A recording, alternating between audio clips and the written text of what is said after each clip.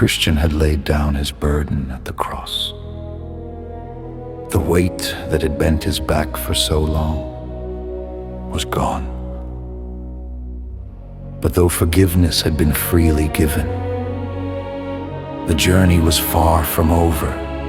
Before him rose a steep mountain, known as Hill Difficulty at its base. The road divided into 3 paths. One climbed straight up the hill.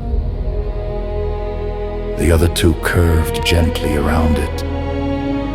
They seemed easier, safer, more inviting. Many travelers chose those roads, believing there must be another way. But they led only to danger and to destruction. Christian remembered the words of the King, "The narrow way, though difficult, was the only road to life." So he began to climb. Each step demanded effort. The path grew steeper. The air became thinner. His strength began to fade. At last he reached a pleasant harbor, built for weary pilgrims to rest.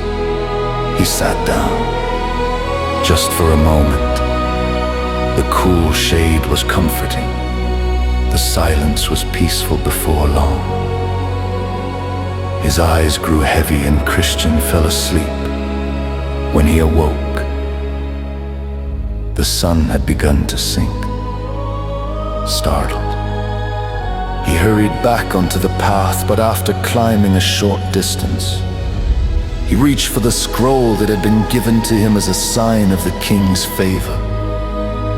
It was gone. Somewhere during his sleep, he had lost it. His heart filled with sorrow. How could he appear before the King without it? There was only one thing to do. Though exhausted, he turned around. Step by painful step, he descended the hill, searching every part of the path.